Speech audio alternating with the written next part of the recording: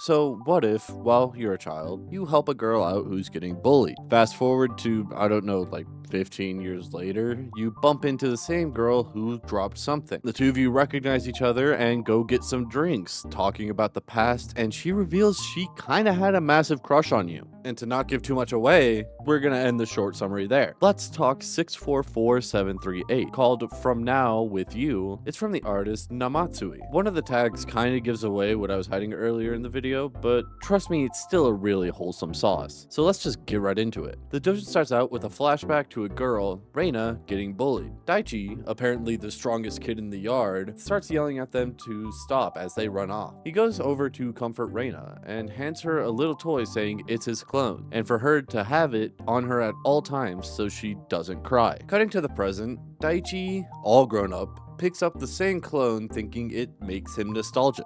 Someone says it's theirs though, this girl thanking him for picking it up. She recognizes him as Daya-chan, with him piecing together that she just so happens to be Reina. They go to get some drinks and catch up, since they haven't met since the 3rd grade. 12 years ago. The two are, of course, surprised and get to talking about how they ended up here. Reina moved to Tokyo and Daichi's employed somewhere there and goes to university back home. And the two make plans to hang out like they did before, but she decides to call him out for forgetting who she was. He tries to play it off before folding, saying she's gotten beautiful, nothing like the crybaby he remembers from being a child. This gives her a massive spike in confidence, but to her, Daichi's also grown. He's cleaned up a bit and even wears sweaters, completely different from the kid who wore t-shirts and shorts in winter. To which Daichi brings up how she's completely different from the crybaby who'd cling to him. But he always did end up protecting her, since she just cried so much, and thanks to him, she could stay strong.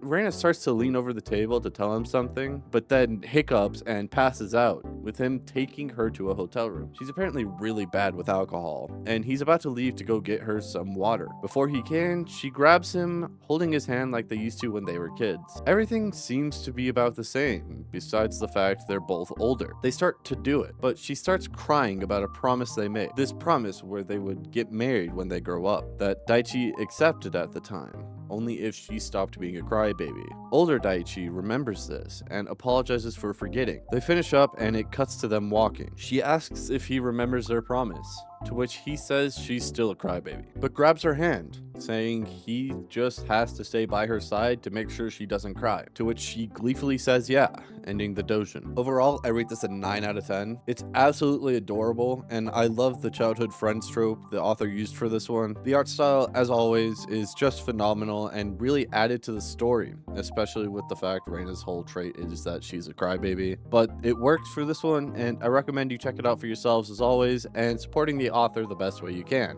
Here's their Twitter, for example. But that's all I got. I'll see you in the next one.